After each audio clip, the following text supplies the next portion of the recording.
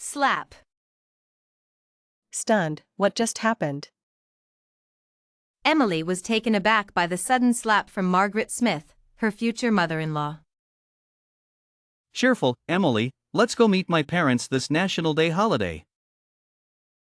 After a 4-hour journey, they finally arrived at John's family home. Emily hadn't even set foot inside when Margaret directed her to the kitchen. You, girl, get in the kitchen and start helping. For the next 3 hours, Emily fought off nausea and dizziness from the long trip while assisting a disdainful Margaret in preparing a large meal. Finally, everything was ready. But just as they were about to sit down, Margaret slapped Emily in front of all the relatives and friends. Who told you to sit at the table? Ignoring the presence of so many people, Margaret pointed her dirt-stained finger at Emily's nose, trembling with anger. Auntie, why can't I sit at the table? Her question made Margaret even angrier, and she clutched her chest in fury. This table is for men. How dare you, a woman, sit here? Have you no shame? It was then that Emily noticed the table was indeed filled with men. Their female family members were not eating at this table. What kind of custom is this? I didn't realize you city folks were so shameless. No woman sits at the table to eat. Aren't you embarrassed? It seems you need some proper discipline before you can join our family. With that, Margaret raised her hand to slap Emily again. Seeing her hand about to come down, Emily mustered all her strength to block it and then slapped Margaret back, even harder. The sound was louder than when Margaret had slapped her. Margaret covered her face, tears welling up in her eyes. How dare you hit me? I'm your elder. Elder? I haven't even married into the family yet, and you're already treating me like this, slapping me in public to humiliate me. What? Trying to show me who's boss? The entire courtyard fell silent. Sensing something was wrong, John rushed over just in time to witness the scene. Emily, how dare you hit my mom? She tried to hit me, and I slapped her back. What's wrong with that? Emily couldn't swallow her anger. John, when you begged me to join the company and took me out to dinner, why didn't you say I couldn't sit at the table? Unfriendly, John, what's going on? I watched coldly as John Smith nervously explained to the relatives. He changed the subject, raising his voice to direct the blame at me. Emily Johnson, this time you've gone too far. Do you know my mom has a heart condition? My boyfriend stared at me with a cold expression, firmly siding with his mother. He seemed like a different person now. In the city, he would always support me, stand by my side no matter what. I was drawn to his gentle and considerate nature, his meticulous care for me, and his almost complete lack of complaints. Back home, John Smith basked in the compliments of the villagers, boasting about me, pointing out my shortcomings, and how understanding he was towards me. He even said that in the city, I did all the laundry and cooking, and I was very obedient. Every word echoed in my mind, merging with the figure standing before me now. Ha! Has he revealed his true self now that he's back on his own turf? Emily Johnson, apologize to my mom right now. Why should I? I sneered and walked to the table. With a swift motion, I flipped the entire table over. Pots, pans, and dishes shattered on the ground, and the steaming food spilled everywhere. Some relatives even cried out in pain from the hot food. What a disaster! What a disaster! My future mother-in-law squatted down, heartbroken over the spilled food, crying dramatically as if mourning. John Smith's face turned dark, his eyes burning with suppressed anger. Emily Johnson. he walked up to me, raising his hand. He wasn't much taller than me, and not particularly big. Now, shaking with rage, he raised his hand to hit me, which was somewhat amusing. How did I not notice before that he had a violent streak? What, you want to hit me too? So many men eating, and you let a guest like me cook a whole table of food without minding that I'm a woman. But when it's time to eat, you suddenly care about gender differences? How ridiculous! If I can't eat, then no one will. My motion sickness subsided with my anger. After flipping the table, I grabbed my bag and prepared to leave. Suddenly, there was a commotion behind me. John, are you just going to let her walk all over you and leave? Go after her, she's getting away. Your mom is still crying from being hit. What kind of person leaves without apologizing? Can you tolerate that?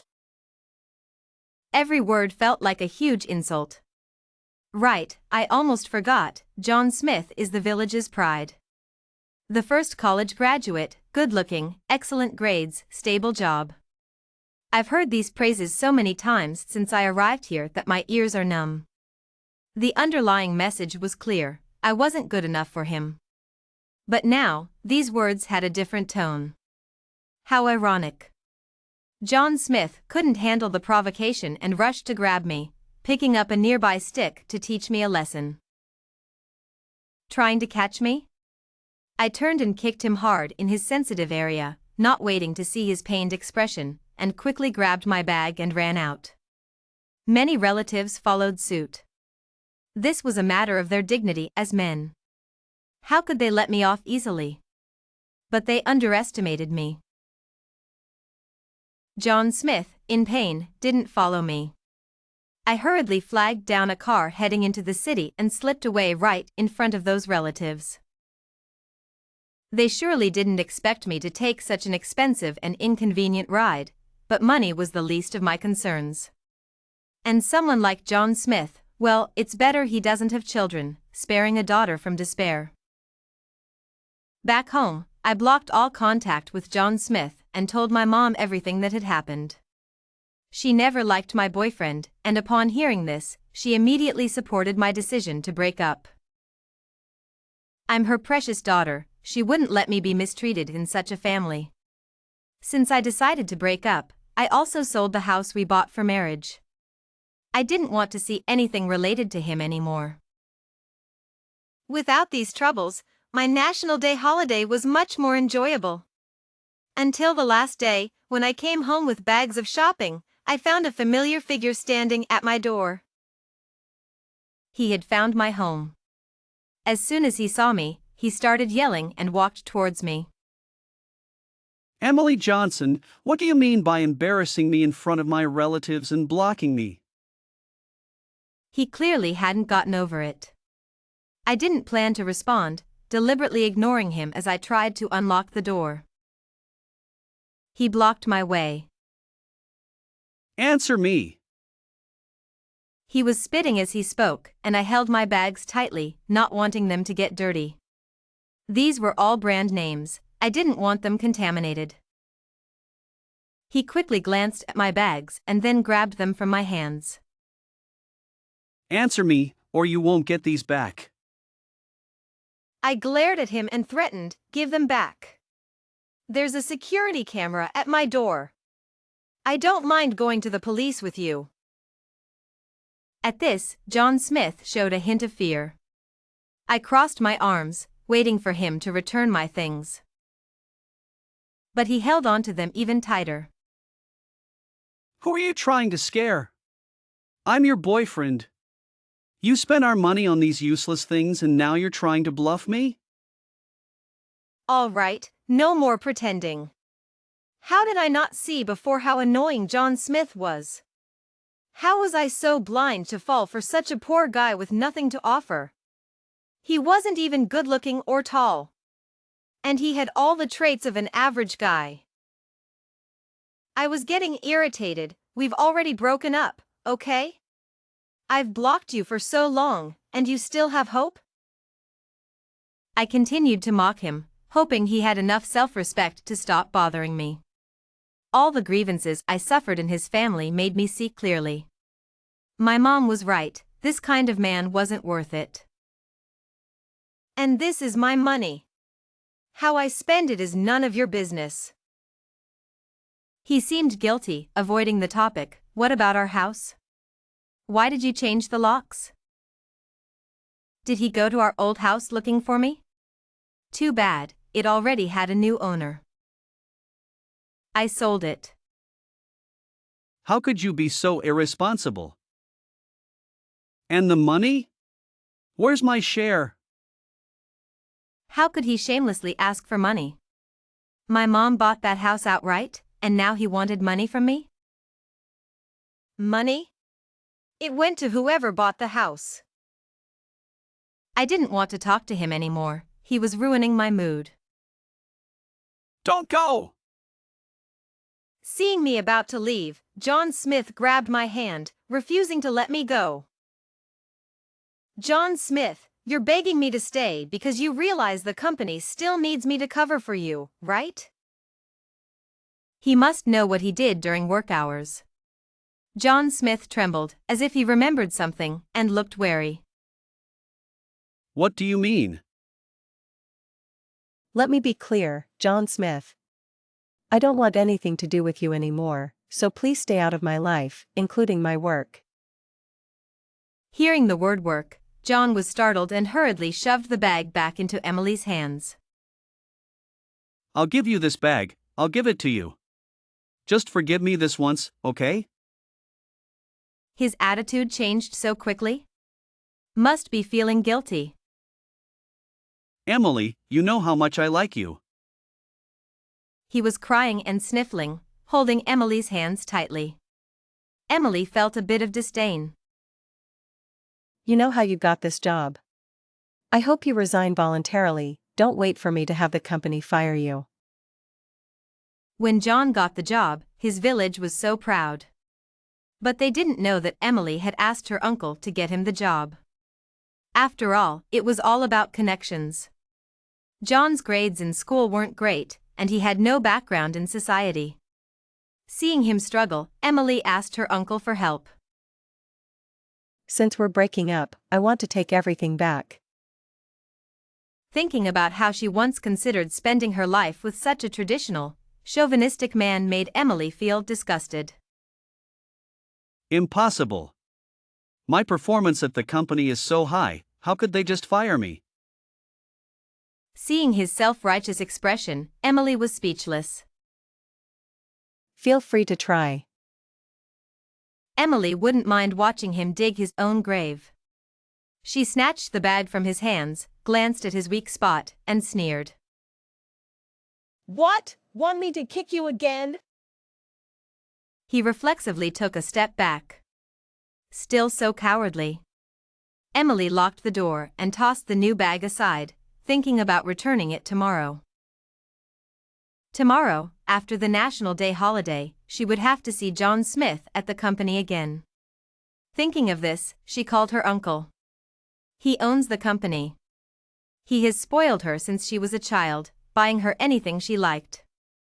So when she asked him to arrange a job for John Smith, he agreed without hesitation.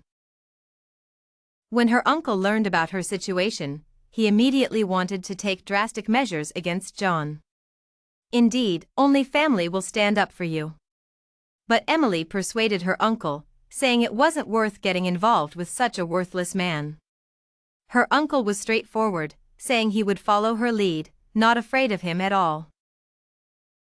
After John's outburst earlier, Emily had a new idea. The dirty deeds John did at the company should be brought to light.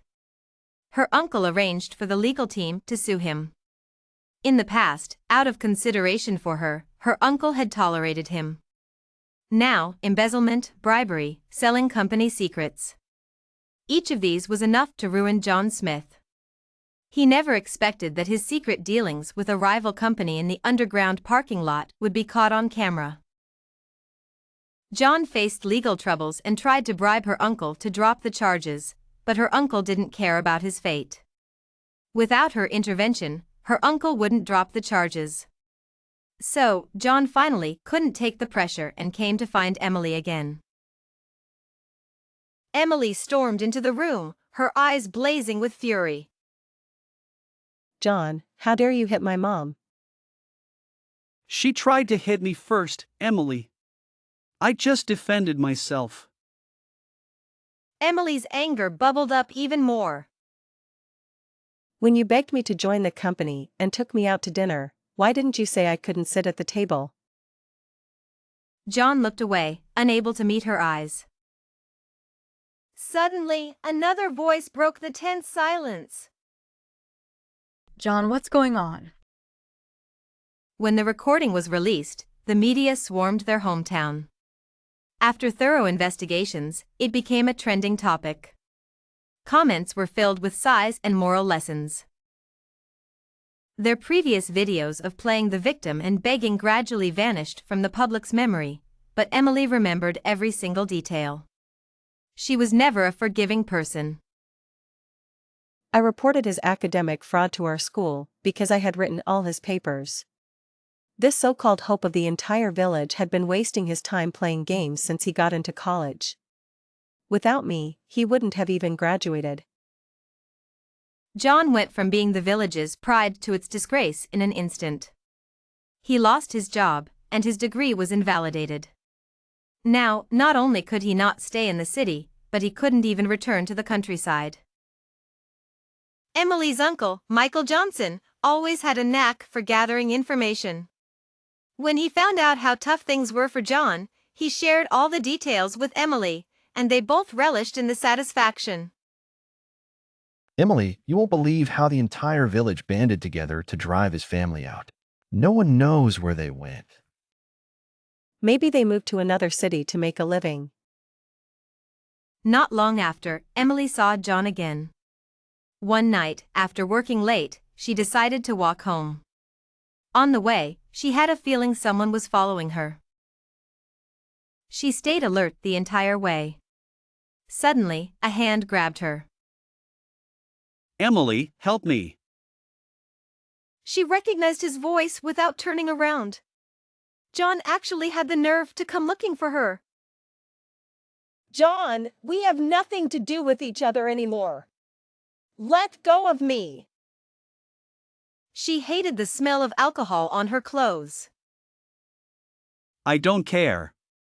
If you don't agree to help me, I won't let go. Emily pulled out her pepper spray and sprayed it at him, then kicked him where it hurt. John screamed in pain.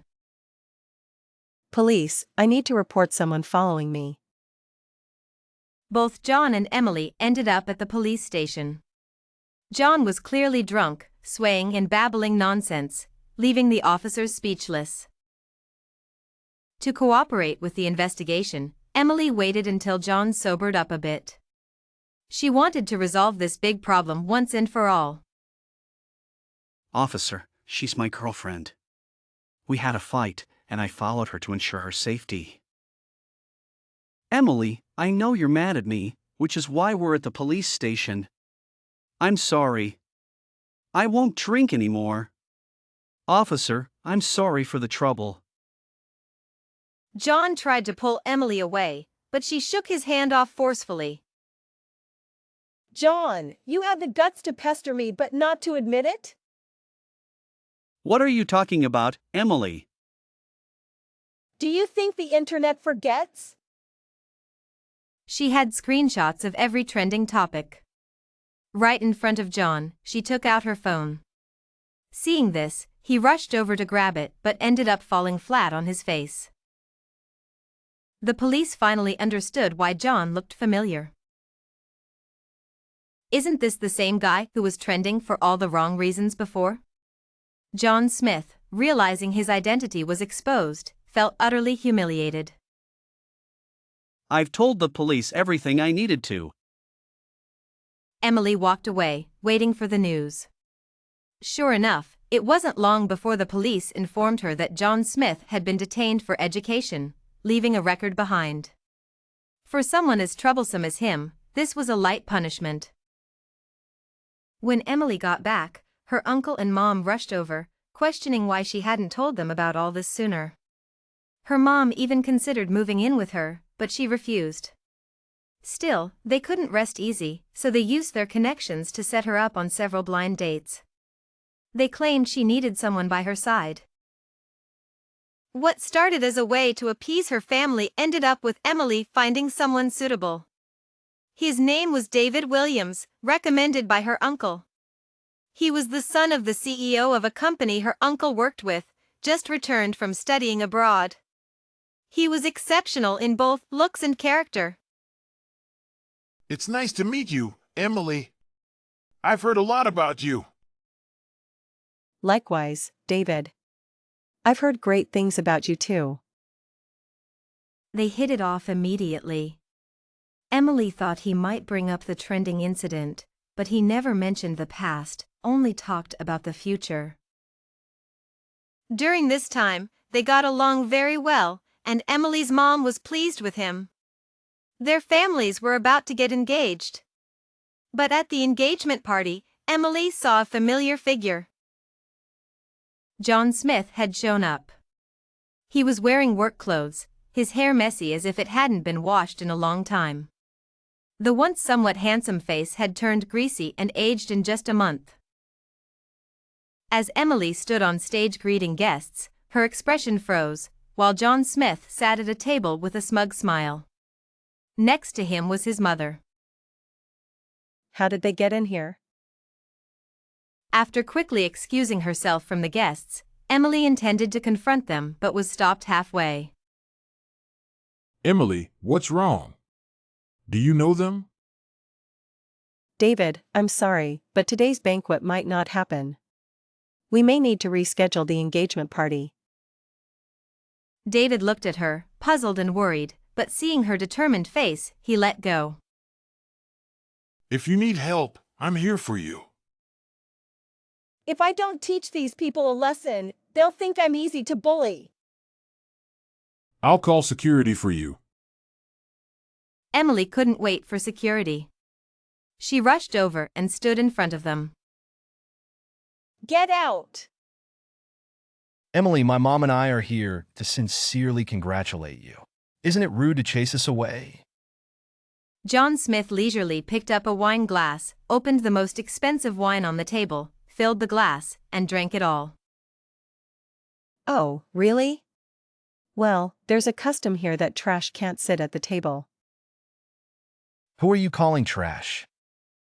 Since he fell from grace, he must have heard this countless times. Whoever fits the description, that's who. This was Emily's territory. Why did John Smith think he could threaten her here? The cost of that wine needs to be paid, just $1 million. Linda Smith's eyes immediately changed, and she tugged at John Smith's sleeve.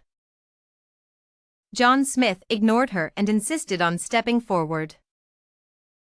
What? Are you trying to extort me? John Smith reached out his grimy hand, aiming to grab the front of Emily's dress. She dodged, but he still managed to brush against her, leaving dirt on her pristine gown. Malie disdainfully grabbed a tissue to wipe it off. This dress is worth about $3 million. How shall we settle it? Card or cash?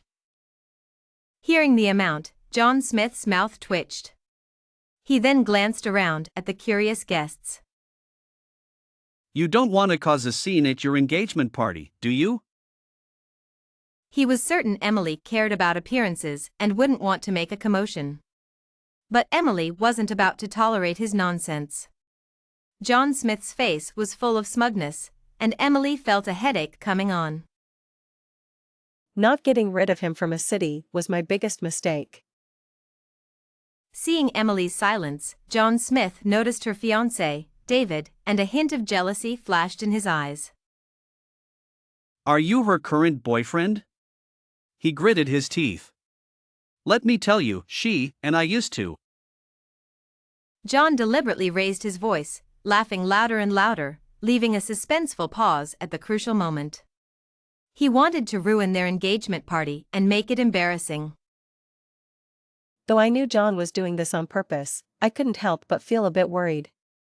I hadn't told David about my past with John. Avid stepped forward, his face calm and unruffled. Sir, since Emily doesn't want you here, please leave. John, feeling slighted, was indignant. Aren't you afraid this engagement party will become a joke? Is that so? David stepped in front of Emily, took a step forward, and elegantly lifted John Smith. Effortlessly. The simplest action caused the biggest reaction. The contrast in their physiques was striking. In front of David, John Smith's height of about 1.7 meters seemed diminutive. In the next second, John Smith was thrown down in front of everyone. Seeing her beloved son fall, Linda Smith hurried over, knelt beside John, and helped him up, crying and wailing. "You're bullying us, bullying us." She shouted in her dialect, and the whole hall watched them like a joke.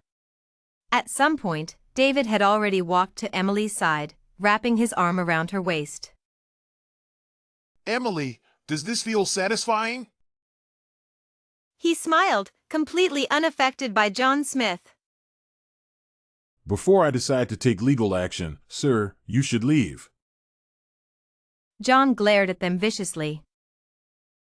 Watch out, I'll sue you. What a coincidence, I graduated in law. A perfect retort. Emily thought her ex-boyfriend might affect David's mood, but at this moment, he was protecting her and standing by her side, dealing with the jerk together. John Smith, don't act like a stray dog here. If you think you can get anything from me, you're mistaken.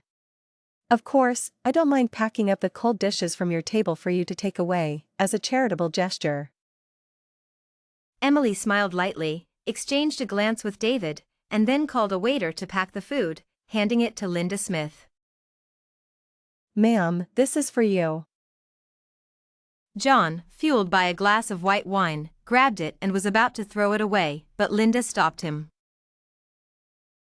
Linda spoke to John Smith in a very low voice, but Emily could still vaguely hear her. John, we really have nothing to eat. If we take these leftovers home, they could last us a long time. John's face turned even more embarrassed. Mom! They're insulting us!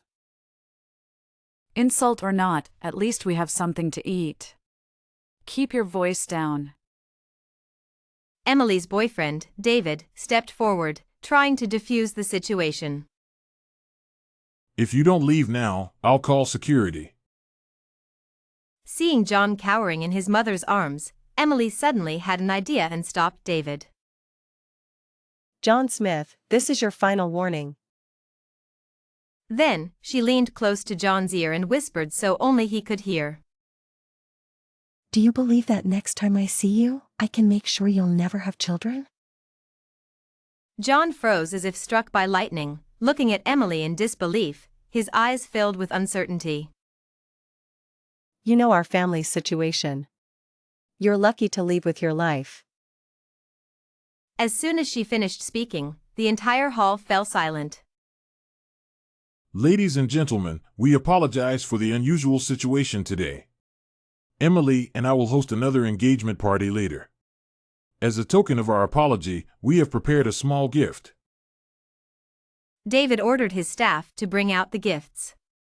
When some guests opened them, they found a black card inside. The gift was substantial, but the expressions on their faces were not so pleased. In essence, the black card was to keep them quiet. Emily couldn't help but admire David's control over the situation. Indeed, leaving the wrong person allows you to meet the right one. Feeling better?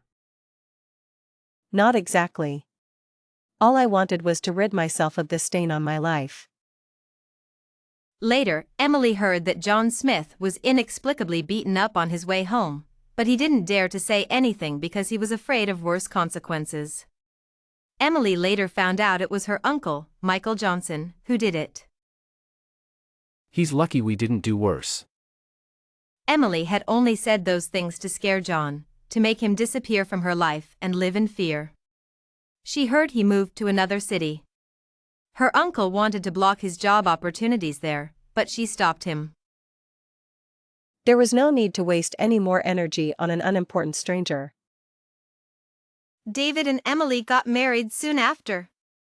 After the wedding, their company decided to invest in rural development projects. By coincidence, they chose the village where John Smith used to live. This place really needs some development. Let's consider it a charitable act. Their goal was to help the girls in this village get a seat at the table, go to school, and change the gender bias. Although changing these perceptions would be difficult, they had to try. I wanted to help them embrace new ideas and integrate into modern society. Therefore, David Williams and I funded a girls' school and established scholarships to support academically outstanding girls. Soon, girls were able to attend school. This time, we returned to visit the group of girls preparing for their college entrance exams. What are your dreams for the future? Their sweet voices made me feel that everything was worthwhile. To be as amazing as you, sister. We stayed in the village for a few more days. The house where John Smith's family used to live had now been converted into a pigsty. David Williams held my hand and asked the neighbors about their changing attitudes towards girls' education. Parents who only had daughters are now fully supportive of girls' education, and even say their daughters aspire to be more accomplished than boys. They brought chairs for David and me to sit on. Sitting on small wooden stools, the parents chatted with us while peeling vegetables. I now think having a daughter is great. There was a college student in our village once, the first one, named John Smith. Hearing John Smith's name, David and I exchanged a glance but remained silent. But you wouldn't know, John Smith became the biggest disgrace of our village. Talking about the past, the elderly couple sighed. Their family used to be so proud of having a successful son, but now they're so down and out with no news at all. He must be doing terribly. It's partly John Smith's own fault. He was pampered by his mother since childhood. Later, he found a strong-willed girlfriend from the city and was too concerned about his pride. His mother tried to intimidate his fiancée, which backfired, and she exposed all of John Smith's dirty deeds. Serves him right. Listening to them, I felt no emotional turmoil. To me, these events were long past. I never expected John Smith to serve as a cautionary tale for the village's progress. That might be his greatest contribution. David and I had business to attend to at the company, so we didn't continue chatting with the elderly couple and took our leave. As we were leaving, the couple wanted us to stay for a meal and even offered us the best seats. I was a bit surprised, but then felt a sense of accomplishment. Girls were once not allowed to sit at the table here. We have a tight schedule, but thank you for the offer. The couple finally let us go. Just as we stepped out, I heard the old man mumbling. I feel like I've seen this distinguished guest somewhere before. I froze. Could he recognize me? When you mentioned John Smith, I remembered. She looks a lot like John Smith's ex-girlfriend. How could that be? Look at her husband. He's way out of John Smith's league. They're like people from different worlds. Don't talk nonsense. The old woman gave the old man a light slap, telling him not to speak carelessly. The old man just thought he was getting old and forgetful. I must have been mistaken. Hearing this, I couldn't help but smile and held David's hand tighter. All those old rules about girls not being allowed at the table were gone. We girls can also live a good life.